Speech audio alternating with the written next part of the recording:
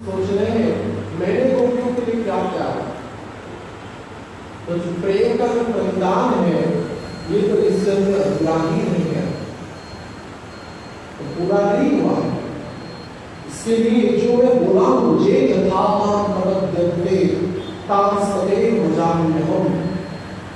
उस प्रेम का प्रतिदान करना परम आवश्यक है।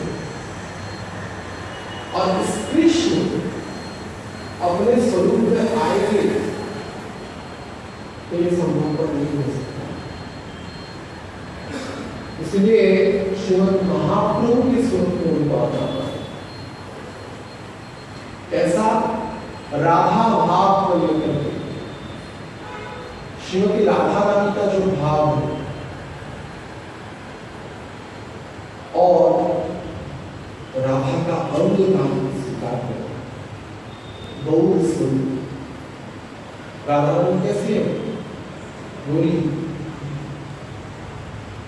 तो भगवान श्री कृष्ण की गौर स्वरूप है, श्रीमती राधा रानी का भाव है। कोई कृष्ण को समझ सकता है, जान सकता है, लेकिन महाप्रभु का जो अवतार है छंद अवतार है, प्रसन्न स्वरूप है। और उसी गोपी भाव को स्वीकार करके श्री महाप्रभु अवतरित हुए राधा भाव को लेकर।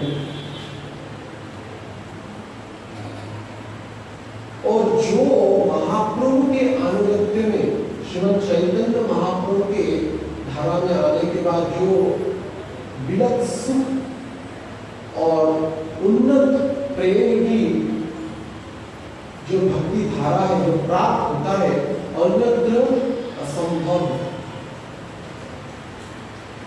और जो इन श्रीमद् महाप्रभु के परंपरा में, उनके गुरु परंपरा में, आचार्य परंपरा में जो आते हैं, निश्चित रूप से वो परम भाग्यवान है।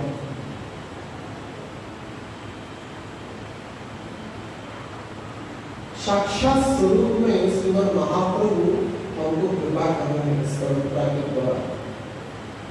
श्रीमद् महाप्रभु के परंपरा के क्रम में सड़क गोस्वामी,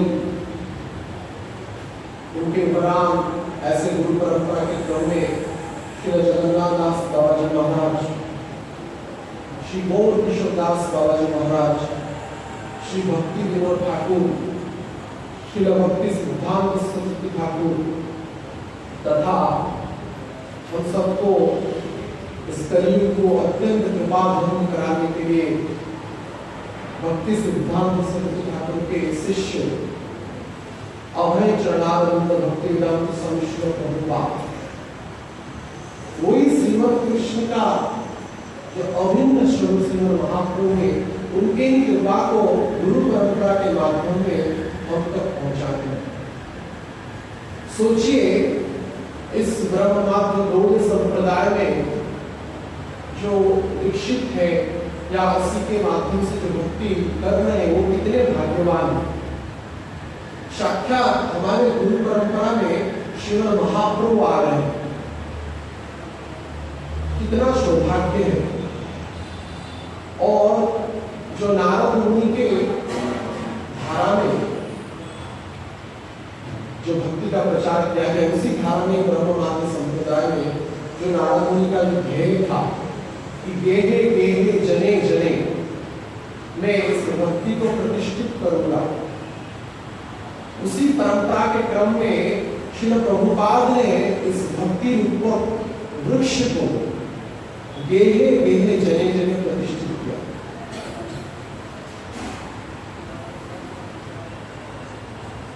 ये भारत भूमि में जन्म होने का परम सौभाग्य यह है कि कैसे हम इस जन्म को, हम इस मनुष्य जन्म को सार्थक करें।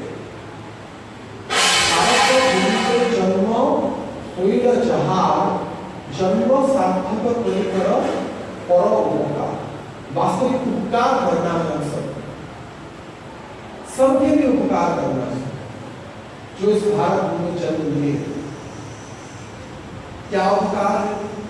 रोटी कपड़ा मकान देना, उपकार नहीं, इसके द्वारा उपकार हो सकता है कहीं काम के लिए, कुछ साल के लिए, कुछ अवधि के लिए हो सकता है, लेकिन संपूर्ण रूप में अगर उपकार कराना है तो हम सबको उस जीवात्मा को जन्म मृत्यु के चक्कर से छुटकारा देकर के अगर हम भगवत धाम के ओर प्रेरित कर सकते हैं तो वास्तविक उसका उपकार है। नहीं तो खाद्य वस्त्र वासगृह इसके द्वारा क्षण काल के लिए उसकी आवश्यकता की पूर्ति हो सकती है, लेकिन अगर इस भवबंधन से मुक्त होकर के हमको अगर कोई भगवत धाम की ओर ले जाए तब जाकर के इस जन्म के ऊपर, इस मनुष्य जन्म के ऊपर हमारा कोई वास्तविक उपकार साधित कर रहा है। बाकी जितना उपकार है वो क्षण काल के लिए हमारी आवश्यकता को पूर्ति कर सकता है। इसलिए जो वास्तविक उपकार है जीव का, वो उपकार को साधित कराने के लिए श्रीमद् महाप्रभु के परंपरा के क्रम में, गुरु परंपरा के क्रम में श्री प्रभुपाद ने इस भागवत धर्म का प्रचार किया। तो ये भागवत धर्म ऐसा इसकी महात्म्य है, ऐसा उसकी महिमा है, जिसके द्वारा सभी जीवों का अनंत काल से कल्याण हो सकता है। भागवतों का कोई एक भी श्लोक कोई पढ़ ले, सद्य ही राधा और कृष्ण अपने समस्त पार्श्वों के से वहां उपस्थित हो जाते हैं। ये सिर्फ कहने सुनने के लिए नहीं, विश्वास के योग्य होना चाहिए। वास्तविक कथा का प्रभाव, कथा के महात्म्य वास्तविक हम उसको अनुभूति क्यों नहीं कर पाते? क्योंकि हमारा पूर्ण विश्वास नहीं है, विश्वास की कमी है। हमारे ओडिया में कथा कहते हैं, विश्वास से मिले कृष्ण तर्क के बहुत दूर। अगर तर्क वितर्क करेंगे भगवान के विषय में तो क्या संशय आत्मा विनश्य, जो संशय करता है भक्ति में, भगवान में, श्रीमद् भागवतम में, भगवान के प्राण प्यारे शुद्ध भक्तों में, उसका विनाश ही है। भक्त अपराध है, भागवत अपराध है। दो प्रकार के भागवतम, ग्रंथ भागवत और एक भक्त भागवत।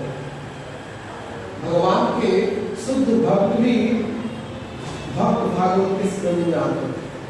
दोनों के चरणों में हमारा पूर्ण विश्वास होना चाहिए। जब तक विश्वास उत्पन्न नहीं होगा तब तक भागवतों का वास्तविक फल हमको प्राप्त नहीं हो सकता। विश्वास अत्यंत महत्वपूर्ण है भक्ति में। और वास्तविक देखा जाए अंधे के रूप में ही विश्वास करना चाहिए।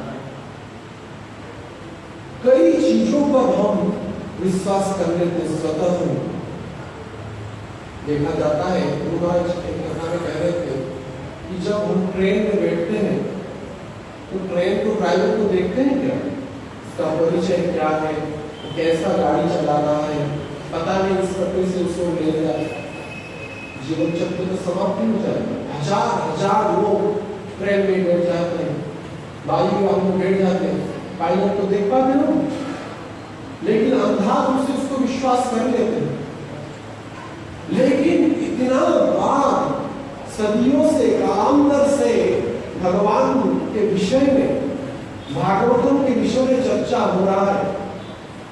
साधु संत भक्त भूरी भूरी स्वर में उसका महिमा गान कर रहे हैं, लेकिन फिर भी हम उसके ऊपर विश्वास नहीं करते। विश्वास की कमी के कारण ही भक्ति में पूर्ण फल हमको प्राप्त नहीं होता। इस विषय में एक कथा स्मरण हो रहा है, विश्वास के विषय में। एक बार एक व्याध वन में विचरण कर रहा था। व्याध समझते हैं जो पशु का शिकार करते हैं, उनका आहार पशु का मांस नहीं है। सवन उनके व्याध जंगल में वो निवास करते हैं और जंगल में जितने पशु पक्षी है उसका वध करके वो अपना जीविका निर्वाह करते हैं। तो एक व्याध एक बार दर्शन कर रहा था वन की सौंदर्य की और पशु का संधान कर रहा था। देखा वनों के बीचों बीच एक कुटिया बना हुआ और इस कुटिया में देखा, कुटिया के सामने एक ऋषि बैठ करके तपस्या कर रहे और देखा कुछ नाम ले रहे हैं, कुछ मंत्र जप कर। वैसे उस व्याध को कुछ मंत्र के बारे में पता नहीं, बहुत बचपन से ही जंगल में ही जन्म हुआ और पशु का आहार करना, उसको मांस खाना, यही उसकी जीवन की मुख्य जीवनचर्या थी। तो भगवान के नाम के विषय में, भगवान के भक्ति के विषय में कैसे उसको पता हो सकता है। तो देखा वो जो संत थे, सन्यासी थे, वो कुछ शब्द बार बार रट रहे थे, भगवान का नाम ले रहे थे। यद्यपि उस भगवान के नाम के विषय में उसको बिल्कुल भी पता नहीं। वो सन्यासी, वो संत थे, भगवान का नाम ले रहे थे, हरे कृष्णा कृष्णा कृष्णा हरे हरे, हरे राम राम राम हरे हरे। जैसे कि कई बार हम प्रचार में जाते हैं तो रास्ते में यानी कि ट्रेन में या गाड़ी में घूमते हैं तो जप करते रहते हैं, हरे कृष्ण कृष्ण हरे राम हरे राम। एक बार तो नहीं लेते, बार बार लेते। तो जो विषयी लोग हैं जिनको भगवान के नाम के विषय में पता ही नहीं है, वो सोच रहे एक बार कभी बार प्रश्न करते हैं बार बार एक ही शब्द क्यों बोल रहे, समझ रहे ना, बार बार एक ही शब्द को क्यों बोल रहे हैं। इसका मतलब यह है उस चीज को आपको परम आवश्यकता है। जैसे कि हम किसी वस्तु की आवश्यकता होती है तो बार बार उसको बोलते हैं। हम देखे हैं घर में बाल्यकाल में तो जब होते थे पिताजी स्कूल से आते थे, आने के बाद माँ को पानी मांगती थी। कई बार माँ अपने काम में व्यस्त होने के कारण उनकी आवाज सुन नहीं पाती। कई बार जगन्नाथ जी सेवा करते थे, माँ पिताजी बोलते थे सविता उनका नाम था, बोलते थे एक गिलास पानी दो। तो अगर सुन नहीं पाएगी थोड़ा आवाज बढ़ता है, एक गिलास पानी दो, ऐसा होता है ना। उसके बाद भी अगर नहीं सुनते एक गिलास पानी दो ऐसा कहते हैं ना, उसके बाद नहीं तो पूरा क्रोध सवार हो जाता है मस्तिष्क में। अभी तो मारूंगा उसको अगर देगा नहीं। तो जो कोई वस्तु की आवश्यकता होती है उसको अगर हम प्राप्त नहीं कर पाते हैं तो इसके द्वारा धीरे धीरे उसको बार बार कहते हैं, उसके बाद होता ही नहीं है तो क्रोध उत्पन्न हो जाता है।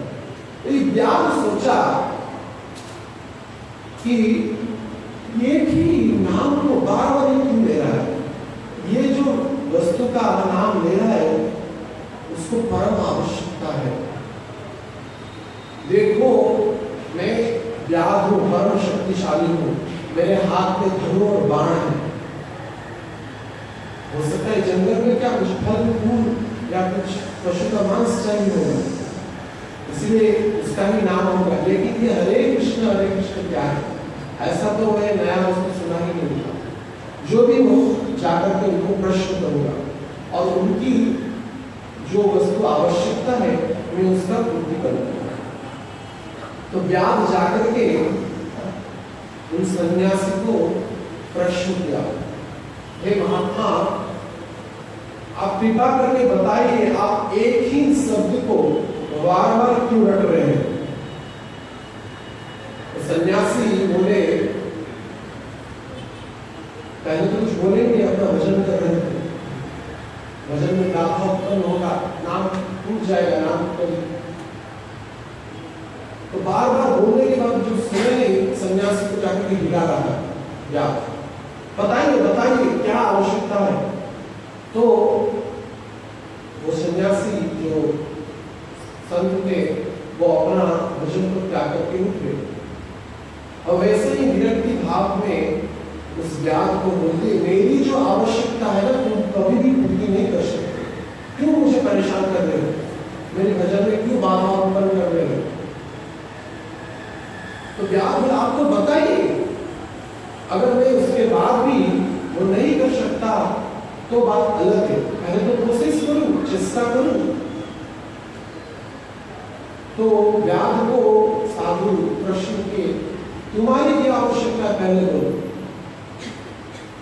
नहीं, मेरी कोई आवश्यकता नहीं है, मेरी जो आवश्यकता है मैं तो अपने सामर्थ्य से, अपने पुरुषार्थ से उसको पूर्ण कर सकता हूं, लेकिन आपकी आवश्यकता पूर्ति करने की मेरी परम इच्छा है। तो व्यक्ति भाव से ही साधु ने बता दिया कि तुम क्या करते हो? मैं बोला कि मैं मृग का शिकार करता हूं। व्याध बोला, तो मुझे भी एक मृग चाहिए, ले आ सकते हो? हाँ, मृग की बड़ी बात नहीं, जंगल में मिलता नहीं, लेकिन मुझको जो मृग चाहिए वो सबसे अलग है, विशेष है। क्या? उस मृग का नाम है कृष्ण सार मृग। उस मृग का नाम है कृष्ण सार मृग। अच्छा, नया कोटि का चीज है, मृग तो है, और तुम्हारे जो मृग है वो नंगे घूमते हैं, है या नहीं? कोई वस्त्र पहनते हैं, लेकिन हमारे जो मृग है कृष्ण सार मृग, वो पीताम्बर पहनते हैं। और तुम्हारे मृग जो मृगों में ही कोई एक विशेष मृग होता है जिसका नाम है कस्तूरी मृग। कस्तूरी मृग के नाम ही में कस्तूरी होती है, उसका सुगंध इतना मनमोहनकारी होता है, स्वयं कस्तूरी मृग जीवन भर उसके खोज में जब दौड़ता रहता है कहाँ से सुगंध आ रहा है, लेकिन उसको ही पता नहीं होता कि इसके नाभि में ही सुगंध है। तो वो संत बोले कि हमारे जो मृग है कृष्ण सार मृग, तुम्हारे जो कस्तूरी मृग के सिर्फ नाभि में ही सुगंध आता है, लेकिन हमारे कृष्ण सार मृग के समस्त अंगों से करोड़ों कस्तूरी से भी ज्यादा सुगंध आता है। अच्छा, और तुम्हारे मृग को पकड़ने के लिए तुम लोग बांसुरी बजाते हो, मृग को पकड़ने के लिए मधुर आवाज से बांसुरी बजाया जाता है, लेकिन हमारे कृष्ण सार मृग स्वयं ही बांसुरी बजाते हैं। अच्छा, ऐसा विशेष मृग है जो स्वयं बांसुरी बजाते हैं? हाँ, इसलिए तो उसके खोज में उसका नाम ले रहा हूं, लेकिन बेटा के नाम लेने से क्या होगा? धनु लो, बाण लो, उसको खोजो, तब जाकर भी तुम मिलेगा। नहीं, मेरी कहाँ सामर्थ्य है, तुम्हारी पुरुषार्थ तुम ढूंढो। हाँ, मैं निश्चित रूप से उसको ढूंढ करके ले आऊंगा और आपकी सेवा में समर्पित करूंगा। ये मेरी प्रतिज्ञा है। जीवन भर की मेरी धनुबाण की परीक्षा अब हो जाएगी। वो चल पड़ा कृष्ण सार मृग के अनुसंधान, और बाबा जी विचार के बस पाला चुका, अभी और आएगा नहीं, ना उसको कृष्ण सार मृग मिलेगा, ना मेरे भजन में बाधा उत्पन्न करेगा। ऐसा कहकर के वो ज्ञान चला गया, और दिन भर उसी कृष्ण सार मृग का अनुसंधान करता रहा। विविध प्रकार के मृग इस जंगल में प्राप्त हुए, लेकिन जो स्वरूप संत ने बताए थे वैसा कृष्ण सार मृग उसको मिले, लेकिन उसके चिंतन में ढूंढता रहा, खाना खाना भूल गया, पानी पीना भूल गया। एक ही लक्ष्य है कृष्ण सागर को मुझको लाना है, सागर को देना है। एक दिन चला गया, दूसरा दिन भी चला गया, दिन भर रात्रि में मसाल लेकर के घूमता रहा। जंगल में विभिन्न प्रकार के विशेष जीव मिल गए, लेकिन कृष्ण सागर को मिल गए। और तीसरा दिन भी चला गया, संध्याकालीन समय था, सूरज अस्त हो रहे थे, अस्तांचल की ओर जा रहे थे। विचार किया आज तो तीसरा दिन भी चला गया और कृष्ण सागर मुझे मिले नहीं। अब किस मुख से मैं ये जीवन धारण करूं? संत का तो सेवा नहीं हो सका, मैं बस अपने अहंकार में बोलिया में लाकर के कृष्ण सागर को आपको दे दूंगा, लेकिन कुछ हुआ ही नहीं।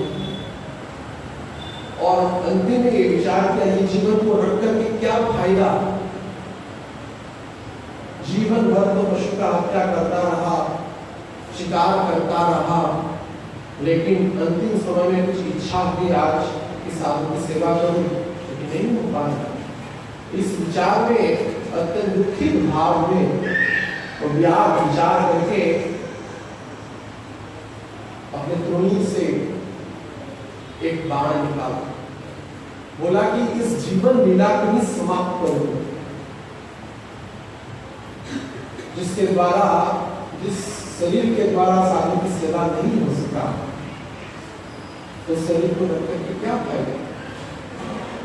इस विचार में संलग्न होकर के वो व्याध अपने जमीन से बाण निकाला और अपने छाती में मारने ही वाला था, तो सुंदर मुरली की ध्वनि सुनाई दे रही।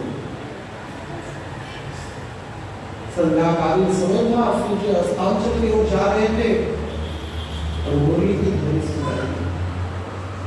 वास्तव में जीवन का परम ध्येय यह है कि उन बांसुरी, भगवान वंशवदन, भगवान श्याम सुंदर की बांसुरी की ध्वनि अगर जब तक हमारे कर्ण के रंध्र में सुनाई नहीं दे रहा है, तो जीवन का कुछ लाभ ही नहीं।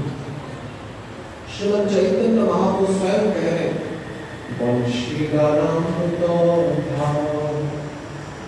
लावण्यामृतो जन्मस्थान,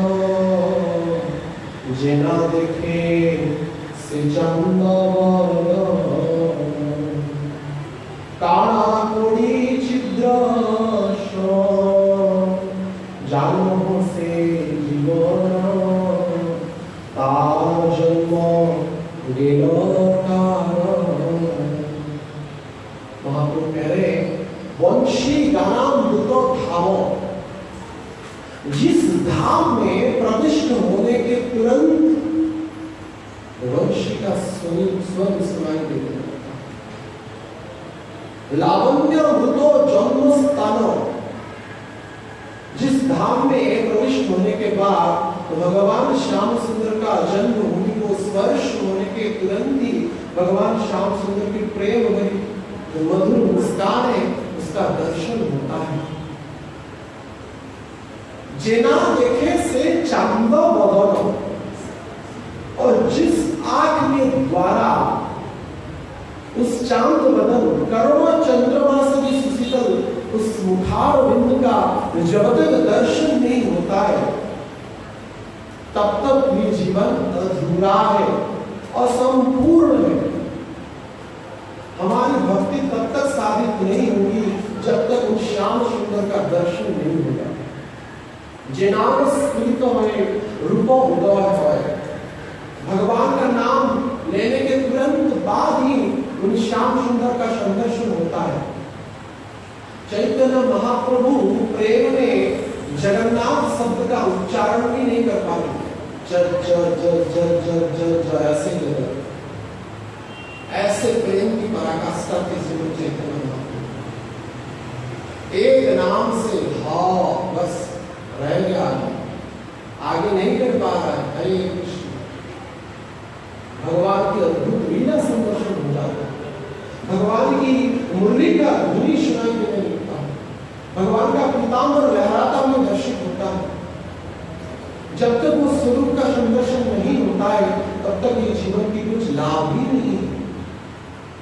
लेकिन देखिए दैवी योग से उस व्याध को भगवान की मुरली का स्वर सुनाई देने लगा और बाण मारने ही वाला था अपने छाती के ऊपर, लग ही गया था लगभग। तुरंत जब मधुर मुरली का स्वर सुनाई देने लगा तो तुरंत ही मधुर, कितना मधुर बांसुरी का धुन में तो जीवन में कभी सुना ही नहीं। वो व्याध स्वयं नहीं बांसुरी बजाने में अत्यंत पटु था, अत्यंत सक्षम था, अपने आप को संसार का सबसे बड़ा बांसुरी वादक समझता था। लेकिन जब यह दिव्य ध्वनि उसके कर्ण के अंदर में प्रविष्ट हुई तो वो तो व्याकुल ही हो गया, धीरे धीरे चलने लगा जहां से वो मुरली का ध्वनि सुनाई दे रहा। देखा वनों के बीच बीच अनेक तुलसी का पौधा है और तुलसी के पौधा के बीच में कुछ अत्यंत उज्जवल उद्भाषित आलोक प्रकट हो रहा है और स्वतः ही इस आलोक के वो दिव्य ज्योति के पुंज की ओर वो आकर्षित होता चला। तो देखा उस तुलसी के वृक्ष के बीचों बीच जैसा उस संत ने बताया था, सामने श्री कृष्ण सार मृग वो लेटे हुए और उनके शरीर में पीतांबर पहने हुए और आंख बंद करके मंद मुस्कान से हंस रहे हैं। और व्याध तुरंत सबको कंडीशन अप्लाई हो गया था, पीतांबर पहने हुए, बांसुरी का स्वर सुनाई दे रहा है। अब एक ही प्रश्न है कि उनके शरीर से करोड़ों कस्तूरी से भी ज्यादा सुगंध वो उनके शरीर से प्रकट होता है। ये बस इसको ही बस मुझे चेक करना है। तो स्वतः ही जब धीरे धीरे धीरे कृष्ण सार मृग की ओर चल पड़ा, पहले भगवान की नाभि जो कमल थी वो तो बहुत ही उज्जवल उद्भासित हो रही थी। मैंने बोला कि उनका नाभि को सुंघू में आघ्राण करो, जाकर के भगवान के नाभि में अपना नाक सटा लिया गया। ओ आपको कहना है क्या, कितना सुगंध हो रहा है। भगवान के संपूर्ण शरीर से तो कस्तूरी तिलक ललाट पटल है, भगवान के शरीर से क्या ये भौती सुगंध तो उनके अणु के समतुल्य है। और ऐसा सुगंध प्रकट हो रहा था भगवान के शरीर से, वो उस सुगंध के मदमत होकर के मूर्छित ही हो गया, अपना होश आवाज खो गया। भगवत इच्छा से ही कुछ काल के बाद स्वतः ही जब उसकी पुनः उसकी बाह्य अवस्था को प्राप्त किया, सुधबुद्ध आई तो देखा कि वैसे ही भगवान श्याम सुंदर हंस रहे हैं, वो कृष्ण सार में हंस रहे हैं। तो तुरंत ही जाकर के आलिंगन कर लिया। अरे इनका शरीर भी तो बहुत कोमल है, हमारा जो मृग है कस्तूरी मृग, उसका तो सिर सींग है, इनका शरीर तो पूरा मक्खन के जैसा है, इतना कोमल, करोड़ों कमल के दलों से भी और भी कोमलमय उनका शरीर है। बार बार उस कोमल शरीर को सहलाने लगा और भी प्रेम बढ़ पड़ा। तब जाकर के उस शरीर की इच्छाओं को चूम लिया, इस शरीर को चूम, तो बार बार चूमने लगा उस शरीर को। और भगवान चुपचाप शांत प्रकार होकर के बैठे हुए, कुछ भी विरोध नहीं करते। तो प्रेम आरोग्य है, एक दूसरे का प्रेम आरोग्य हो रहा है और चूमता गया और देखा अरे अभी तो अंधेरा हो रहा है, साधु को देना है कृष्ण साथ में। ऐसा विचार करके अरे ये तो मृग विशेष है, कहाँ बोल के किससे चला जाएगा, शायद सोया हुआ है इसलिए कुछ विरोध नहीं कर रहा है, उसमें इतना कुछ करने के बाद अब उसको तुरंत जाल में पकड़ लूंगा, कहीं चला जाएगा तो अपना जाल निकाला और कृष्ण साधु को उस जाल में डाल दिया और बांध दिया। ये तो चला जाएगा ना, कृष्ण साधु का सेवा नहीं हो सकता। 3 दिन की उपवास के बाद ये विशेष मृग जिसको मैं जीवन भर देखा ही नहीं था, उसको मुझे प्राप्त हुआ। उसके बाद उस कृष्ण साधु को अपने जाल में बांध करके कंधे में रख दिया और चल पड़ा साधु के कुटिया की ओर। संध्याकालीन समय था, सूर्यास्तांचल की ओर जा ही रहे थे, अंधेरा आने ही वाला था। साधु दिया लगा दिए थे अपने कुटिया में, मसाल लगा दिए थे और कुटिया के अंदर भजन कर रहे थे। दिन में वो बाहर भजन करते थे, रात्रि में कुटिया के अंदर भजन करते थे। और व्याध जाकर के पहुंचा साधु की कुटिया में, जोर जोर से, हे महात्मा आप बाहर आइए, आपका सेवा हो गया, आपका कृष्ण साधु मिल गया। साधु अपने भजन में व्यस्त, संध्याकालीन समय में गायत्री करने के बाद भजन कर रहे थे। कोई निश्चित नहीं थी, अरे क्या बड़बड़ा रहा है, फिर से आ गया, पता नहीं क्या डिस्टर्ब करेगा।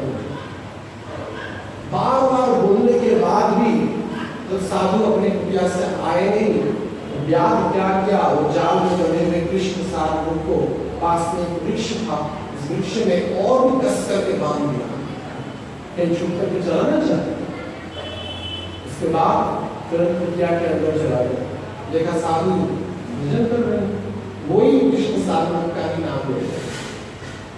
अब तो अभी मिल गया, देखो अभी तो सोच रहा है मन में, अब वो मिल गया ये कृष्ण साधु मुझे, अब भी ये नाम ले रहा है। जवानी से बुढ़ा हो गया, उसको तो मिला नहीं, देखो मुझे 3 दिन में मिल गया। जवानी से बुढ़ा हो गया, एक ही नाम ले रहा है। कृष्ण साधु को पकड़ना है तो धनु विद्या सीखो, बाण चलाना सीखो, तब जाकर नहीं मिलेगा ना। देखो मेरी धनु बाण के डर से ये कृष्ण साधु ने कुछ भी विरोध नहीं किया, चुपचाप बैठा रहा और उसको बांध दिया आश्रम में। साधु को जाकर उठाए, उठो उठो उठो उठो, आपका कृष्ण साधु मिल गया। अरे क्या हुआ, क्यों मुझे बार बार परेशान कर रहे हो?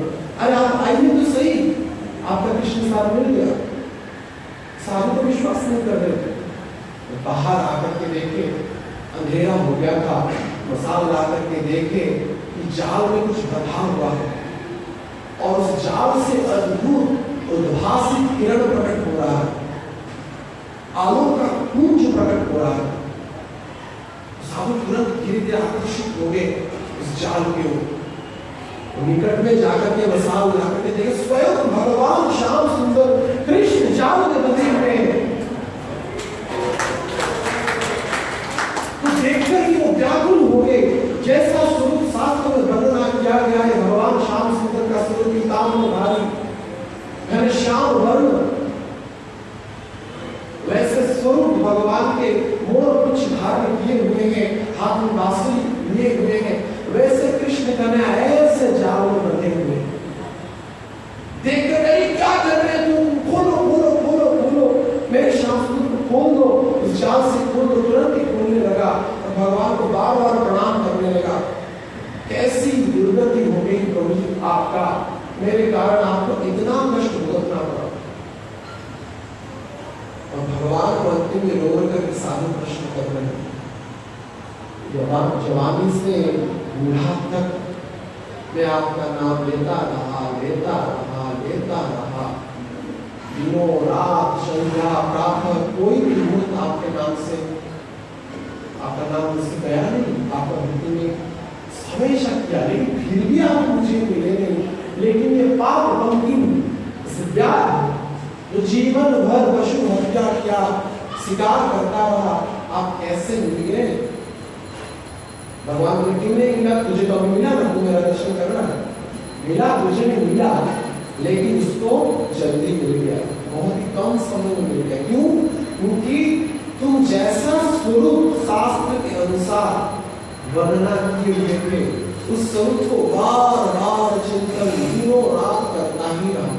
बाकी समस्त वैश्विक चिंता से मुक्त होकर के मेरी विषय समय में चिंतन करने लगा और अंतिम में जब मैं मेरा नहीं अपना जीवन समाप्त करने का भी विचार किया। ये जीवन के प्रति उसका लोभ भी नहीं रहा, केवल उद्देश्य तुम्हारी सेवा करना, कि साधु को कृष्ण साधु देना है। इसीलिए विश्वास विलय कृष्ण तर्क अगर भगवान के विषय में भागवतम में भगवान के शुद्ध भक्तों के चरणों में हमारा पूर्ण विश्वास हो जाएगा तो कोई भी समस्या नहीं, तुरंत ही भगवान प्राप्त हो जाएंगे। एक मुहूर्त में खटवान महाराज को प्राप्त हो गए, एक मुहूर्त में। सुखदेव गोस्वामी जब भागवत श्रवण करने के लिए उपस्थित हुए, परीक्षित महाराज उपस्थित हुए सुखदेव गोस्वामी के चरणों में, तो प्रश्न कर रहे हैं, मेरे पास तो बहुत ही कम समय है, मात्र 7 दिन का ही समय है, इसी बीच में मुझे क्या भगवत प्राप्ति हो जाएगी? मेरे जीवन का परम ध्येय क्या मुझे प्राप्त हो जाएगा? तो सुखदेव गोस्वामी कह रहे, क्या बात कह रहे? 7 दिन 7 रात, इतनी लंबी अवधि में तुमको भगवान प्राप्त नहीं होंगे? अरे खटवांग नाम राजर्षि, खटवांग नामक राजर्षि जो थे वो देवताओं की सहायता करने के लिए स्वर्ग लोग गए। देवासुर संग्राम में अपने पुरुषार्थ से देवताओं की विजय हुआ खटवांग महाराज की सहायता से, और जब युद्ध में विजय हुआ खटवांग महाराज को देवता वंदन करने लगे, उनकी युद्ध कौशल को, उनकी पुरुषार्थ को वंदना करने लगे, और अंतिम में बोले कि आपको क्या वरदान चाहिए बताइए। तो खटवांग महाराज बोले कि मुझे अपने परिजनों के पास भेज दीजिए अयोध्या के नरेश से। इंद्र स्वयं बोल रहे, क्या बोले, स्वर्ग की जो काल की अवधि और भूलोक की काल की अवधि, इसमें बहुत ही अंतर है। इसी कारण आप जब युद्ध में रहे थे, उसी बीच में भूलोक में अनेक काल चला गया, और आपके जितने सगे संबंध थे सब काल के काल में समाप्त जाकर के किसको मिले? तो खटवांग महाराज को तो बोलिए, इतना आप कृपा कीजिए, मेरी जीवन की आयु कब तक है? वो तो चले गए, बात अलग है, मेरी जीवन की आयु कितनी है? तो देवताएं इंद्र कहे कि आपकी आयु मात्र 1 मुहूर्त है। देवलोक की गणना के अनुसार 1 मुहूर्त, लगभग पृथ्वी की अगर कल्पना किया जाए 28 मिनट, 1 मुहूर्त देवलोक की यहाँ 28 मिनट। तो खटवांग महाराज व्याकुल, मात्र 1 मुहूर्त की मेरी आयु है। ऐसा कोई याद है, विमान है जिसके द्वारा बहुत ही कम समय में 1 मुहूर्त से और भी इसके आधा से आधा कम समय में चला जाओ शरीर के किनारे अयोध्या में? तो इंद्र बोले ठीक है, ऐसी व्यवस्था कर देंगे। देवलोक में ऐसे विमान है, तो उनको एक विमान बैठाएगा, तुरंत ही वो उस विमान के प्रभाव से बहुत ही कम समय में शरीर के किनारे पहुंचे, और विरक्त होकर के, व्याकुल होकर के, आर्तनाद स्वर से भगवान का नाम लेने लगे, हरे कृष्णा कृष्णा कृष्णा हरे हरे, हरे राम राम राम हरे हरे। उनके नाम में, उनकी पुकार में इतनी व्याकुलता थी, आर्तनाद स्वर कहा जाता है उसको, और कोई वैश्विक चिंता नहीं, सांसारिक चिंता नहीं, केवल मैं और भगवान और कुछ भी। ऐसी पुकार के प्रभाव से, हरिनाम के प्रभाव से, भागवतम भगवान के चरण के आश्रय के प्रभाव से तुरंत ही 1 मुहूर्त का आधा समय भी बीता नहीं था, भगवत धाम से विमान आने लगा खटवांग महाराज को। और इधर खटवाल महाराज तुरंत ही अपना शरीर को त्याग करके चिन्ह शरीर धारण करके उस विमान में बैठ करके चलने लगे। और जब विमान में बैठ करके वैकुंठ की ओर जा रहे थे, उन देवलोक से जो विमान आया था, कुछ देवताएं थे उस विमान को छोड़ने के लिए, देखे कि अत्यंत उद्भासित उज्जवल आलोकित आकर्षित करने वाला एक विमान जा रहा है उनको पार करके। देखा ये कौन जा रहा है, देखिए अरे ये तो खटवाल महाराज है, अभी उनको क्यों छोड़े थे शरीर के किनारे और हमको आगे चल रहे वो वैकुंठ क्यों जा रहे। कैसी नाम की प्रभाव है। ये देवताएं उसी बीच में स्वर्ग में पहुंचे ही नहीं थे, लेकिन भगवान नाम के प्रभाव से, देखिए भागवत का आश्रय करने के प्रभाव से खटवाल महाराज एक मुहूर्त में भगवान को पा गए और इस शरीर को त्याग के भगवान धाम चले गए।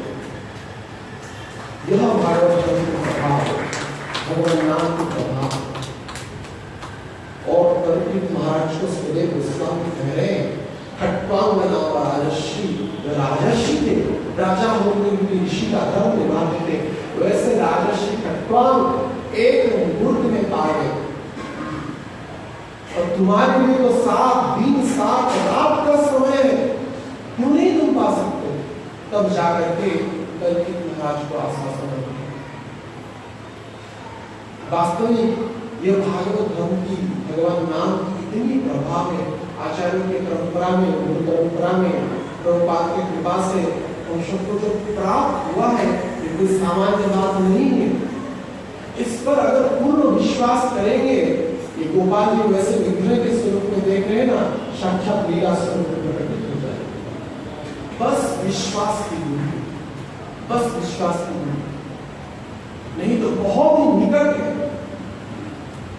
कोई बंधु इतना दूर होता है, लेकिन ये जो परम बंधु है कितने निकट है। कहां पे भगवान कृष्ण बताइए, कहां पे इतना निकट कोई बंधु है। हमारे पिता है हमारे निकट, इतना हमारे माता है, हमारे पुत्र है, पुत्रियां है, कोई भी नहीं है। इतने दयालु है, इतने कृपालु है। कोई भी योनि में जाए, कोई भी शरीर हम धारण करें, भगवान हमारे सन्निकट ही होते हैं, हृदय अंतर में विराजमान होते ही रहते हैं। ऐसे दयालु भगवान कहाँ मिलेंगे। ईश्वर परम कृष्ण हृदय कृष्ण हृदय अंदर में भगवान विराजमान करते हैं। इतना निकट है भगवान। भगवान ही मंगल का बंधु है, उनके सिवा और कोई भी मंगल चिंता करने वाला नहीं है संसार में। ये जो जगत है वो बंधुहीन है।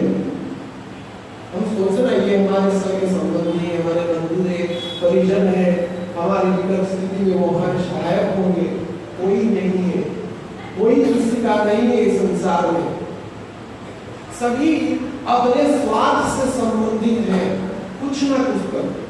वैसे पिता माता का जो स्वार्थ है वो बहुत ही कम है। उस पिता माता का प्रेम इतना विशाल है, उसको प्राप्त करने के लिए सब भगवान की सेवा में आ जाते हैं। लेकिन फिर भी सूक्ष्म दृष्टि से विचार किया जाए तो उसमें भी कुछ स्वार्थ है। जब बेटा बड़ा हो जाता है, रोजगार भी कम हो जाता है और बैठ के खाता पीता गाली नहीं करता है, अरे मेरा बंदा कितना तक खाएगा, अब तो कुछ कर, नौकरी कर, व्यवसाय कर, पैसा इनकम कर, कहता है नहीं, कहता है। बैठ कर खिलाने वाले कौन है? बस कृष्ण ही जब हमको बैठ कर के खिला रहे हैं। गुरु महाराज जी कथा में कह रहे थे, वो जब युवक अवस्था में उनके कुछ त्रिपाठी नाम के ब्राह्मण थे उनके गांव में, तो उनके पास भागवत श्रवण करने के लिए जाते थे।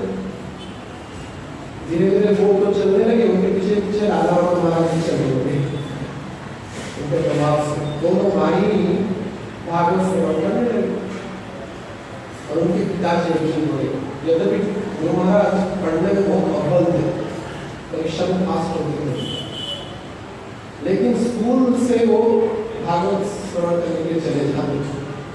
तो एक दिन पिताजी बोले, मैं जब मर जाऊंगा ना तो तुमको खाने के लिए नहीं मिलेगा। भागवत तुम लेकर के बोल रहे हो, बाबा जी से बोल रहे हो, क्या होगा? लेकिन गुरु महाराज बता रहे थे, देखिए आज की स्थिति है, खा करके हम कर रहे हो। सभी भक्त घूमते महाराज जी हमारे यहाँ आइए प्रसाद पाने के लिए। ना सिर्फ भारतवर्ष में, अभी तो संसार भर में भ्रमण करते हैं, प्रसादों की भंडार बनाया जाता है, लेकिन गुरु महाराज जा नहीं पाते वहां पर भोजन करेंगे। ये भगवान की कृपा है, लिखा करके खिलाने वाले तो वही है। हम क्या करते हैं वैसे देखा जाए, भगवान का नाम लेते हैं, भगवान के चरित्र कहते हैं, और लेकिन इतना आदर देते हैं भगवान, कहने योग्य नहीं। संसार में साधु की, संतों की इतनी प्रतिष्ठा है, लेकिन दुर्भाग्य की बात है उसको, उस साधु का जो शब्द को कुछ भंड साधु कलंकित कर रहे हैं। ये बहुत ही दुख की बात है।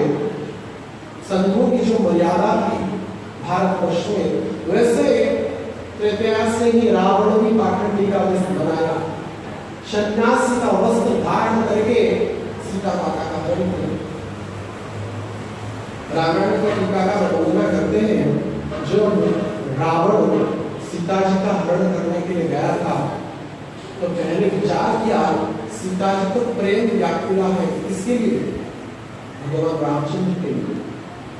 चलो मैं भगवान रामचंद्र का वेश धारण कर लूं।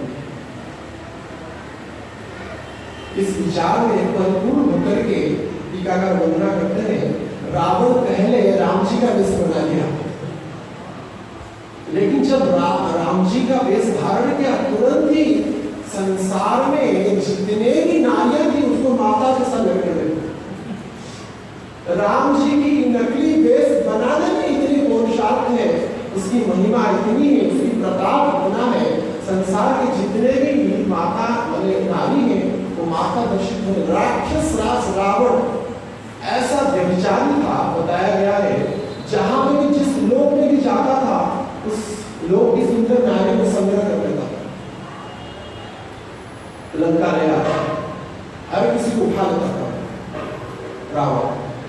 लेकिन ऐसा अपने विचार करने वाला रावण भी जब भगवान राम जी का वेश बनाया, उस सब संसार के नारी माता जैसा लगने लगे। आगे बोला था इसमें होगा नहीं, सीता जी का हरण होगा नहीं, तो सबसे आसान है बाबा जी का वेश लेना, सबसे सहज है। संसार में कुछ गलत करने के लिए वस्त्र बहुत ही फायदेमंद होता है। त्रेता युग के अंत में रावण भी सन्यासी के धारण करके सीता जी का हरण किया, और उसी परंपरा के क्रम में आज भी ऐसा हो रहा है। तो बहुत दुख की बात है। हम तो अपने जीवन में कितने साधुओं को इस चैनल में पकड़ते हुए सुनते आ रहे हैं, कितने कितने साधु के तथाकथित साधु, उन सबको पकड़ लिया गया भगवान की कलियुग में भी। लेकिन भगवान की शक्ति की तो मर्यादा है नहीं, पाठ का जो सीमा है कितना तक सीमित हो सकता है, एक ना एक से पाप का भांडा फूटता ही है। लेकिन ये वस्तु का जो मर्यादा है उसको कभी भी कलंकित नहीं करना चाहिए। सिर्फ मैं भगवान का दास हूँ, भगवान का जो दासत्व का स्वरूप बाह्य को प्रकट करने से कुछ फायदा नहीं होता, इसको आचरण में परिवर्तित करना होगा। साधु यानी कि इसका समस्त आचरण मंगलमय होता है। साधु यानी सुंदर, समस्त आचरण उसका सुंदर और दूसरे को शिक्षा प्रदान करता है। अजात शत्रु, जिसका कोई भी शत्रु नहीं होता है। वैसे इस संसार में जब भगवान कृष्ण भी जन्म लेते हैं तब भगवान कृष्ण की भी निंदा करने वाले बहुत लोग थे। अब जानती मां मूढ़ा मानसी धर्मास्त्रितम, मूढ़ लोग भगवान को जान नहीं पाते। अब भी कहते थे कृष्ण तो चोरी करता था, माखन का चोरी करता था। चोर का भोजन कर रहे हो, अरे उस चोर का भोजन करके चुरा कर श्लोक रचना किया गया है। ऐसा चोर संसार में नहीं मिलते जो इस चित्त को चोरी कर देते, इस मन को भी चोरी कर देते। माखन का सिर्फ चोरी नहीं करते, इस मन को भी चोरी कर लेते हैं, चित्त को भी चोरी कर लेते, चित्त चोर है। ऐसे कृष्ण को भी निंदा करने वाले कम नहीं है संसार में। एक बार प्रभुपाद जी प्रवचन दे रहे थे, तो प्रवचन के बीच में बार बार गीता का श्लोक कोट कर रहे थे। कृष्ण ने गीता में ऐसा कहा। तो ये एक व्यक्ति खड़ा होकर कथा के अंत में बोला कि why you are always quoting Shrimad Bhagavad Gita, आप क्यों बार बार भगवद गीता को ही उदाहरण दे रहे हैं। प्रभुपाद जी बोले कि गीता का उदाहरण नहीं तो क्या क्या न्यूज़पेपर का उदाहरण दो। गीता का उदाहरण देने में लोगों को कष्ट होता है, लेकिन न्यूज़पेपर का उदाहरण दूं।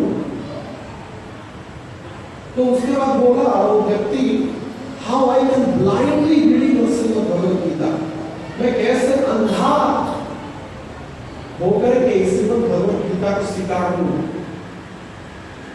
प्रभुपाद जी बोले, अगर तुम ब्लाइंडली यानी अंधा से भगवद गीता को स्वीकार नहीं कर सकते हो, then why you can blindly reject Bhagavad Gita. तुम अगर अंधा होकर के भगवद गीता को स्वीकार नहीं कर सकते तो अंधा होकर रिजेक्ट भी कैसे कर रहे हो। अगर ग्रहण करने की क्षमता नहीं है, उसको नकारने की तो तुम्हारी क्षमता नहीं। लेकिन बाद में प्रभुपाद जी उसको इतना अच्छे से समझाए, बाद में प्रभुपाद जी का चरणों में आश्रित होकर के इस तरह को तो संसार के जो लोग होते हैं इस कपट धर्म को स्वीकारते हैं, इस साधु का वस्त्र को, वैष्णव का वेश को कलंकित करते हैं, उनसे बच के रहना चाहिए। बहुत ही खल धर्म, कपट धर्म इस कलयुग में प्रकटित होता है। वास्तविक गुरु परंपरा के क्रम में जो महाजन जो है द्वादश महाजन, उनके परंपरा के क्रम में जो श्रीमद् भागवतम रूपी अद्भुत धर्म है, इसको आश्रय करके बहुत ही कम लोग हैं। भगवान कृष्ण कह रहे, बहुनाम जन्मांते ज्ञाननामं प्रपद्यन्ते वासुदेव सर्वमिति सौ महात्मा सुदुर्लभ। महात्मा जो होते हैं गली के कुत्ते के साथ घूमते नहीं। आजकल तो गली में कुत्ते जितना नहीं होंगे वैसे बाबा और कुत्ते निकल रहे हैं। कहां पे हम देखते हैं प्रचार में कितने कपटी अपने आप को भगवान बताते हैं। सच्चिदानंदमय भगवान का स्वरूप है, भगवान शाश्वत है, चिन्मय है, आनंदमय है, लेकिन इस जड़ शरीर धारण करने वाले मलमूत्र का जो भांड है, मनुष्य में क्या है, मलमूत्र ही है। खाता है तो बहुत ही घी मालपुआ, लेकिन आउटपुट क्या करता है, मल और मूत्र। ऐसा फैक्ट्री है मनुष्य की जो शरीर है। जितना भी सुगंधित चीज खा लो लेकिन निकलेगा दुर्गंध है, उसमें कोई संदेह है। लेकिन फिर भी उस मलमूत्र का कीड़ा अपने आप को भगवान बता रहा है। कैसा दुर्भाग्य की बात है आज के समय में, 2017 के समय में, जब सभ्यता इतनी उच्चतम शिखर पर पहुंच गया है, अपने आप को सिविलाइज्ड पर्सन कह रहे हैं, अपने आप को उन्नत कह रहे हैं, अपने आप को शिक्षित कह रहे हैं, टेक्नोलॉजी में विश्वास करने वाले हैं। कंप्यूटर जो इतनी जो ऊंची शिखर पर पहुंच गया है, ऐसा तथाकथित पंडित लोग उन मूर्खों के प्रभाव में आ जाते हैं, उन नकली भंड साधुओं के प्रभाव में आ जाते हैं। ये सबसे दुख की बात है। उन बाबाओं से बहुत बच करके रहना चाहिए जो लोग उनके चक्कर में अपना समय अतिवाहित कर रहे, नष्ट कर रहे। कोई भी इस जड़ शरीर धारण करने वाला व्यक्ति भगवान नहीं हो सकता।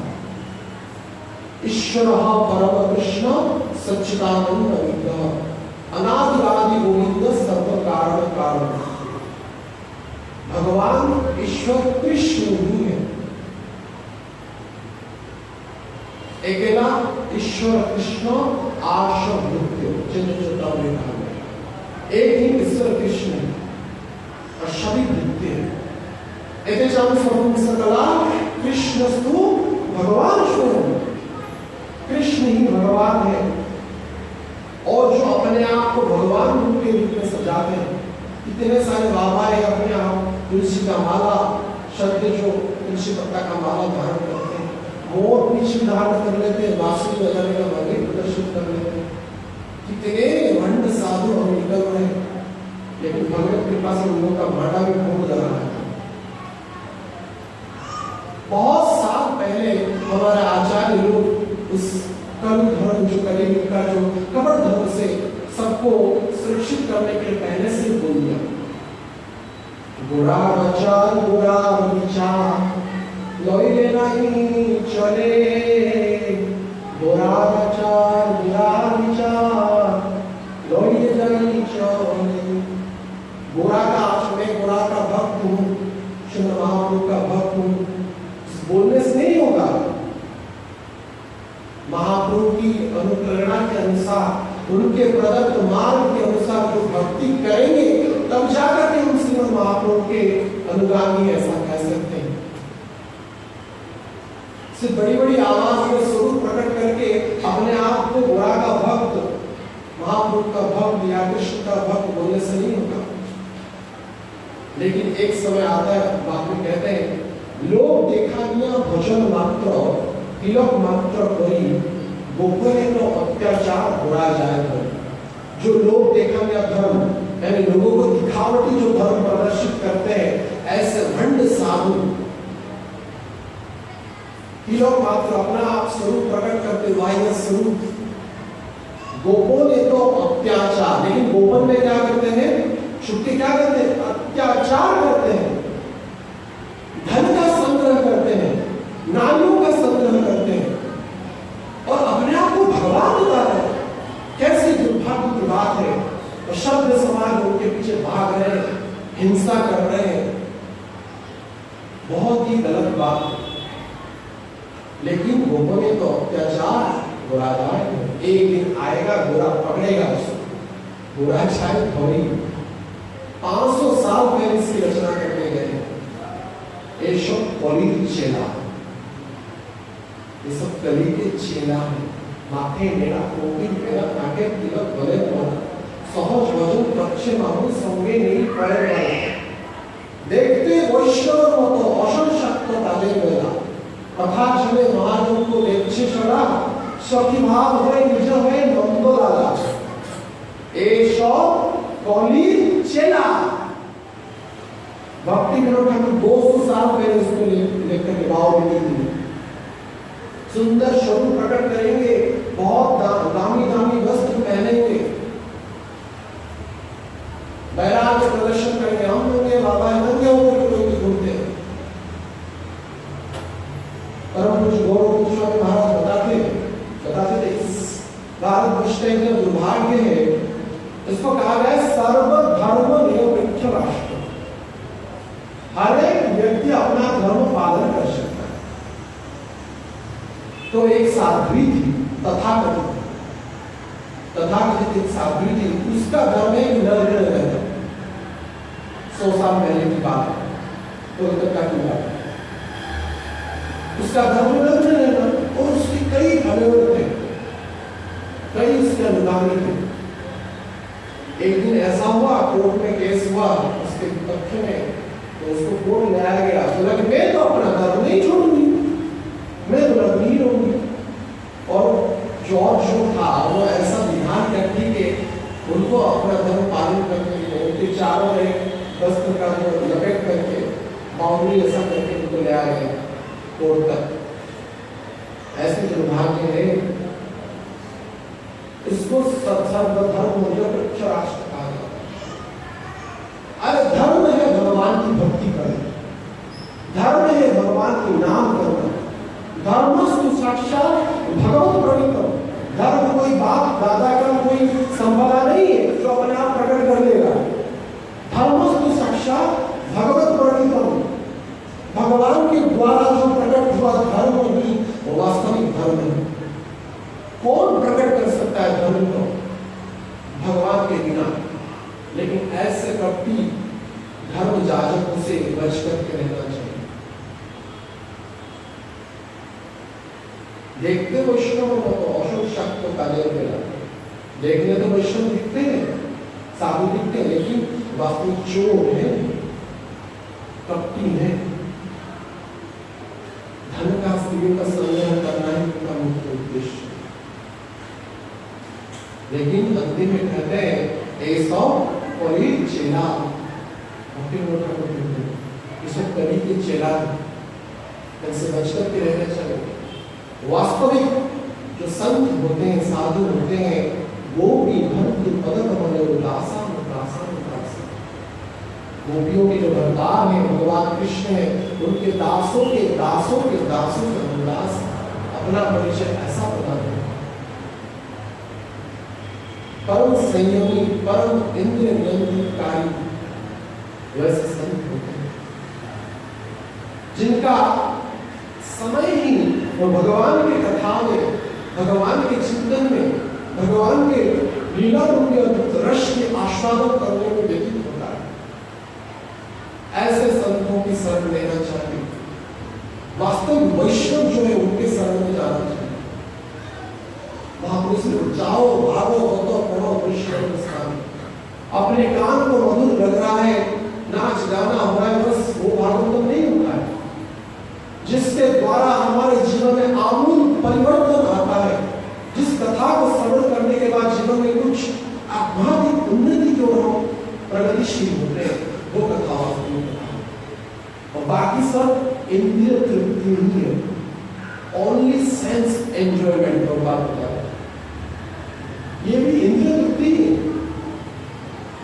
सिनेमा घर में जाकर के सिनेमा देख करके नाचते थे और कुछ व्यंग्यात्मक कथा सुनकर के नाचते, व्यंग्यात्मक गीत को सुनकर के नाचते, क्या फर्क ना। इसीलिए वास्तविक वैष्णव के मुखारविंद से जो गुरु परंपरा में आचार्यों के आदेश अनुसार उनके कृपा प्राप्त होते उनसे तथास्थ करना आवश्यक, जिसके द्वारा हमारा निश्चित रूप से कल्याण साधित होता है। और कथा भी कोई व्यवसाय नहीं है। व्यवसायिक का बुद्धि समाभव विधीयते, भगवान गीता में कह रहे हैं। भक्ति में अगर कुछ व्यवसायिक का बुद्धि रहता है उसके द्वारा कुछ भी कल्याण नहीं होता है। बताता हूं, जाते बहुत दुख की बात है, कहीं देखे भक्त होने के बाद भी कोई काला धागा बांधते हैं पैर में, हाथ में, ये मुद्रिका पहनो, ये ग्रह का दोष निकालो, क्या आवश्यकता है? स्वयं भगवान की प्रेयसी तुलसी महारानी है, भगवान गोपी का स्वरूप तिलक स्वरूप है, और कौन सा सुरक्षा तुमको आवश्यक है? काला धागा बांधो, ये मुद्रिका पहनो, कुछ आवश्यकता नहीं है। भगवान की भक्ति में परम श्रद्धा रखना चाहिए, विश्वास के सहित उसको आचरण करना चाहिए। अब ये ग्रह तुम्हारे क्या करेंगे? प्रहलाद महाराज के चरित्र में वर्णना होगा। प्रहलाद महाराज को एक ग्रह लगा था, उनको भी एक ग्रह लगा था। इस ग्रह का नाम क्या था पता है? कृष्ण ग्रह। अरे कृष्ण रूप ग्रह जब लग जाएगा, ये शनि राहु की क्या तुम्हारा कुछ कर पाएंगे? कुछ भी नहीं कर पाएंगे। इनके आगे जिनकी सुरक्षा, तुम्हारी सुरक्षा अगर स्वयं सुदर्शन चक्र कर रहा है तो कौन तुमको कष्ट दे सकता है? राखे बलि जो तुम्हारे के स्वयं भगवान हरि अगर तुमको सुरक्षा दे रहे, तुमको कौन विपत्ति में डाल सकता है? भगवान कृष्ण स्वयं भक्तों की सुरक्षा करते हैं। भागवतम के आदि पिता का श्रीधर स्वामी के चरित्र में प्राप्त होता है। श्रीधर स्वामी एक बार भगवान का नाम लेते हुए जंगल में जा रहे हैं, तो कुछ चोर विचार किए कि इसके पास बहुत धन होगा, उसको मार करके लूट लेंगे। तो चोर अपना स्वाभाविक वेश बना करके श्रीधर स्वामी के पास आए और पूछे, बाबा तुम अकेले चल रहे हो इस घोर जंगल में, तुम्हारे साथ कोई है? हाँ नहीं, मेरे साथ एक धनुधारी व्यक्ति है जो हमेशा मेरी सुरक्षा करता है। अच्छा, कैसा स्वरूप है? उसको पीताम्बर पहनता है, मुकुट धारण करता है, राजकुमार जैसा सुंदर है, स्वर्ण बोधन धारण करता है, तो मेरी में अनेक तीर होती है, बाण होती है, वो मेरी सुरक्षा। वो बीच बीच आ रहा है। अच्छा, उसके बाद जो देखे उसके बाद पीछे हट गए और चल पड़े। तो देखा गया तो चोर विचार करे, बाबा जी बोल रहे हैं कि उसके साथ कोई धनुधारी व्यक्ति है, इनको कोई नहीं मिली। लेकिन कुछ समय बाद पीछे से जब आक्रमण करने के लिए विचार किए, हथियार लेकर के देखे, बहुत ही शक्तिशाली परम सुंदर राजकुमार कोदंड लेकर के, धनु और बाण लेकर के उनके पीछे पीछे चल रहा है। उसके शरीर से कितना उज्जवल उद्भास किरण प्रकट हो रहा है, उस किरण के प्रभाव से वो सब छुप जाते हैं, उसका प्रभाव भी सहन नहीं कर पाएगा। वास्तविक भगवान अपने भक्तों की सुरक्षा करते हैं। स्वयं सुदर्शन चक्र भगवान की सुरक्षा करता है, और सुदर्शन चक्र क्या होता है? नाम का चक्र ही सुदर्शन चक्र है।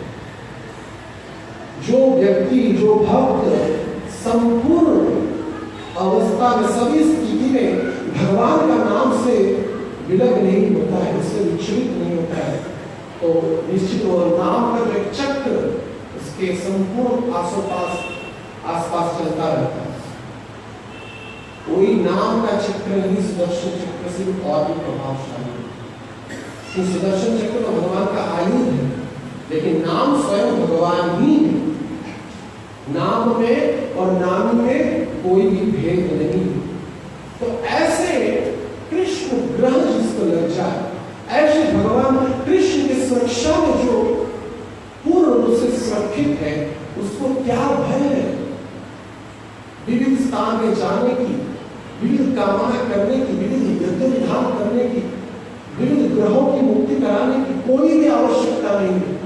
बस भगवान के ऊपर पूर्ण विश्वास होना आवश्यकता है। यह ही एकमात्र कमी है जीवन में, पूर्ण रूप से विश्वास के से। आज हम विचार कर रहे थे कि जो प्रसंग है जहाँ से छोड़े थे वहां से स्टार्ट करेंगे, लेकिन स्वतः हृदय में प्रेरणा जागृत हुई कि पहले इस भागवतों में शास्त्र विश्वास तो पूर्ण रूप से श्रद्धा से विश्वास करेंगे तो निश्चित रूप से इसका प्रभाव पड़ेगा।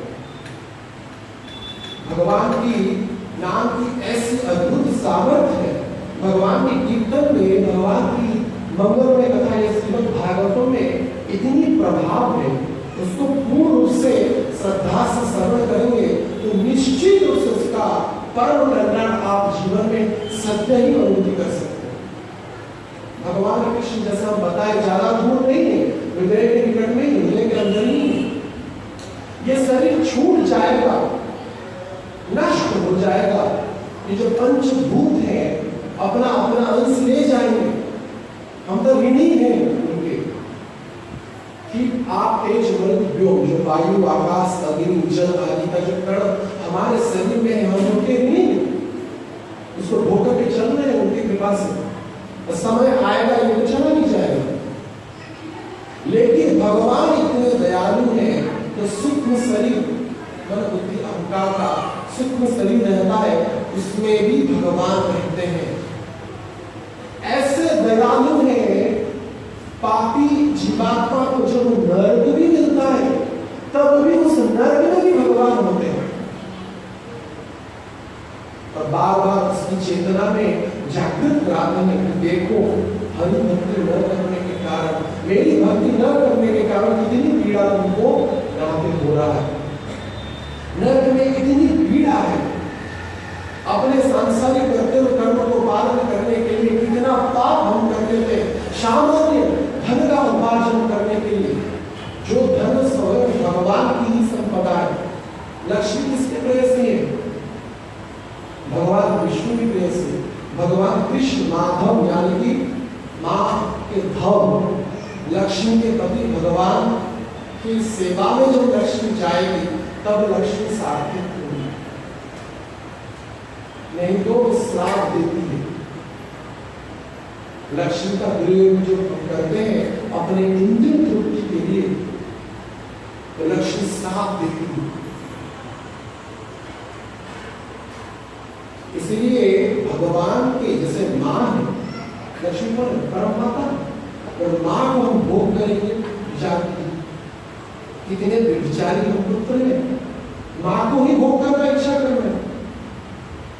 इसलिए एक भी रुपया को भी भोग नहीं करना चाहिए। सभी जितनी आवश्यकता शरीर को, निजी आवश्यकता जितनी है उतना ही उपयोग करना चाहिए।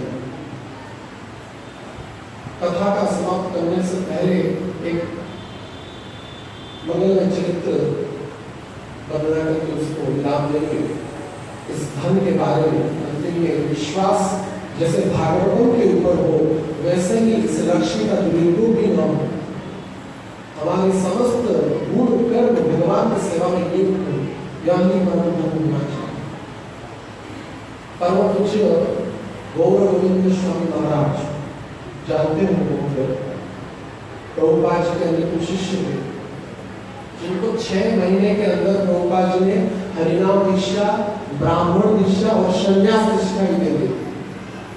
मात्र 6 महीने के अंदर प्रभुपाद महाराज जी ने परम पूज्य गोविंद महाराज को संन्यास दीक्षा भी दे दी। वृंदावन में 1975 में जब कृष्ण बलराम मंदिर का प्रतिष्ठा हो रहा था, तब प्रभुपाद जी ने उनको संन्यास दीक्षा दी। सौभाग्य क्रम से महाराज जी की सेवा करने का कुछ अवसर हमको भी प्राप्त हुआ था। उनकी जितनी कथा थे हम एडिटिंग करते थे। तो जब प्रभुपाद जी ने संन्यास लिया था, किसी भी व्यक्ति, किसी भी भक्त को पता नहीं था महाराज जी को संन्यास मिलने वाला। और उस दीक्षा उत्सव में सब महाराज जी पूजा की सेवा कर रहे थे। तो श्रीधर स्वामी प्रभुपाद जी से संन्यास लेने वाले थे। पूर्व प्रस्तुति था, सन्यासी वस्त्र जितना आवश्यकता है, त्रिदंड, कोपी आदि आदि जो थे सब उपस्थित थे। लेकिन भक्त लोग देखे कि 2-2 सन्यासी वस्त्र हैं, 2-2 कोपी रखा गया है, 2-2 त्रिदंड है। लेकिन प्रभुपाद जी को कौन प्रश्न की कर सकता है? तो प्रभुपाद जी व्यासासन पर बैठे हुए थे। उसके बाद प्रभुपाद जी श्रीधर स्वामी को संन्यास देंगे। जब प्रभुपाद जी प्रश्न के संन्यास नाउ, और कौन संन्यास लेगा? हाथ उठाइए। सभी भाई भी तो अरे प्रभुपाद जी क्या बोल रहे, कौन संन्यास लेगा? तो गोविंद महाराज ने हाथ उठाया, आई विल टेक संन्यास। तो Prabhupada ji yes, you take संन्यास। तो प्रभुपाद जी ने तुम संन्यास लो। तो महाराज जी को संन्यास दीक्षा दिया गया, लेकिन कुछ भक्त विरोध किए उसको। प्रभुपाद जी सुनो, कोई नए भक्त है, कैसे आप उनको संन्यास? अरे डिवोटी फ्रॉम ए चाइल्डहुड, तो भक्त बताए वो जन्म से ही भक्त है। सब शांत हो गए। तो उनकी जीवन में एक घटना है, जब भुवनेश्वर मंदिर को निर्माण करने को प्रभुपाद जी का आदेश हुआ था, तो महाराज जी एक दीक्षा उत्सव दे रहे थे। उस दीक्षा उत्सव में दीक्षा के बाद दीक्षा होगा, पता नहीं सबको पता ही होगा। तो महाराज जी व्यासासन में बैठे हुए थे और दीक्षा करने के बाद कुछ भक्त आकर के महाराज जी को दीक्षा दे रहे थे, जो प्रणामी था। तो महाराज जी के पास उनका सेवक खड़े हुए थे। तो जितने भी प्रणामी था, महाराज उसको स्पर्श करते थे, स्पर्श सेवक अपने झोली में रखते थे। तो ऐसे एक भक्त कुछ दीक्षा लेकर के आए और इस प्रणामी को महाराज जी को स्पर्श कराया। जितना भी था, कुछ कॉइन्स भी थे, कुछ ऐसा था, नोट्स थे, सब स्पर्श किया, महाराज झोली में डाला अंदर सेवक था। लेकिन डालते वक्त कुछ 2-3 कॉइन्स थे वो गिर गए नीचे, और बाजू में नाली था, और जो बड़े बड़े कॉइन थे, 1 रुपया 2 रुपये का कॉइन था, उसको तो समेट लिया, लेकिन धीरे से 50 जो पैसा का कॉइन है वो राउंड होते हुए जाकर के नाली में गिर गया। बाकी के जितने भी पैसा नीचे गिर गया उसको तो उठा लिया चलो, लेकिन उसको छोड़ दिया 50 पैसा। और महाराज अगला भक्त भिक्षा देने के लिए आया, तो महाराज जी का जो शांत स्निग्ध था धीरे धीरे क्रोध से प्रकट होने लगा, और ऐसे घुराते हुए और उनके सेवक को देखते गए, और ये भाई क्या हुआ महाराज जी, क्यों मुझे क्रोध से दृष्टिपात कर रहे हैं? तो बोले 50 पैसा पर तुम रोपा दो, 50 पैसा तेरे का बाप देगा, ला सकता है अभी 50 पैसा, तुम जन्म कर सकते हो 50 पैसा को, ये भगवान कृष्ण के सेवा के लिए दिया गया था, वो गिर गया नाली में जाकर उठा नहीं सकते, लक्ष्मी का अवमानना कर रहे हो, गेट आउट फ्रॉम माय सेवा। महाराज को सेवा से निकाल दिया। 50 पैसा की महत्व आचार्य लोग कितना देते हैं, इस आचरण से, इस नितांत से हम समझ सकते हैं। हमको तो 50 लाख भी दे दे तो कम है, क्या तो हुआ ही नहीं कुछ, बोलते हैं ना। आचार्य लोग इसलिए आचरण करते हैं, इसलिए आचार्य हैं। ऐसे आचार्य नहीं बनते, उनकी प्रत्येक क्रिया में शिक्षा प्रदान, ऐसे लक्ष्मी को महत्व देना चाहिए, कंजूसी नहीं करना चाहिए, भगवान की सेवा में लगाना ही चाहिए, लेकिन उसका अव्यय, उसका अपचय नहीं करना चाहिए।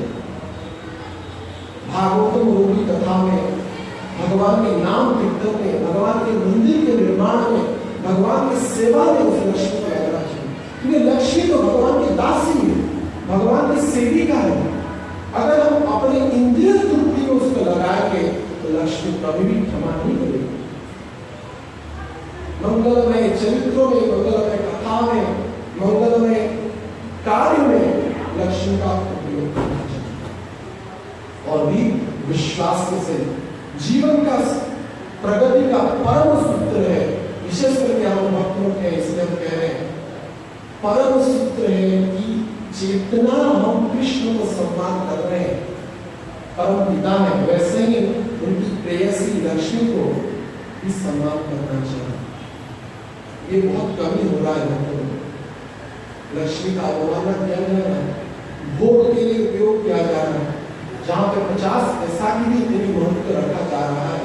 तो सोचिए अगर हम 50 रुपया खर्चा कर ले भोग के लिए, 500 रुपया खर्चा कर ले, 5000 कर ले, 5 लाख कर ले, अरे 5 करोड़ करने के बाद भी तृप्ति नहीं होगी, क्या भोग क्या है? भोग की इतनी इसकी जो सीमा ही नहीं होता है जीवन।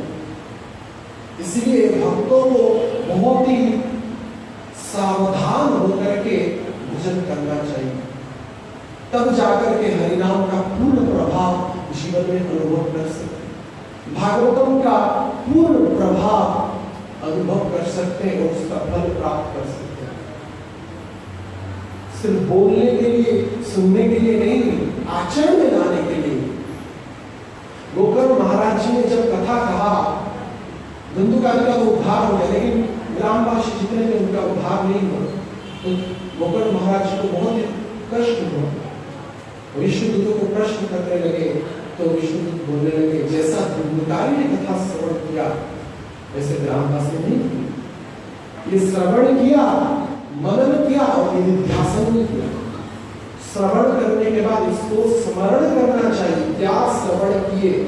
सिर्फ श्रवण करने के बाद इस कान से सुनकर के दूसरे कान से निकाल देना नहीं है, जीवन में आचरण में लाना चाहिए, तब जाकर के श्रवण अंग का पूर्ण प्रभाव जीवन में आएगा। ऐसे ही नवला भक्ति की कथा, श्रवण कीर्तन आदि की कथा प्रहलाद महाराज जी। इसीलिए समस्त नवला भक्ति के समस्त अंग ही परिपूर्ण है, लेकिन विश्वास से इसको श्रवण करना चाहिए और आचरण में लाना चाहिए। जब हम जीवन में उसको आचरण में लाएंगे तब जाकर के कथा का प्रभाव पड़ेगा, पूर्ण प्रभाव। वैसे कथा का प्रभाव है, लेकिन पूर्ण प्रभाव प्राप्त करने के लिए उसको स्मरण करके उसका आचरण करना चाहिए। यही भागवतम का उद्गार है, यही भागवतम का आह्वान है। भक्तों का, साधुओं का, सन्यासियों का, शुद्ध भक्तों का यही प्रेरणा है हम सबको। इसको सुने, स्मरण करें और अपने जीवन में आचरण में लाएं। ग्रंथराज भागवतम की जय। कृष्ण प्रभुपाद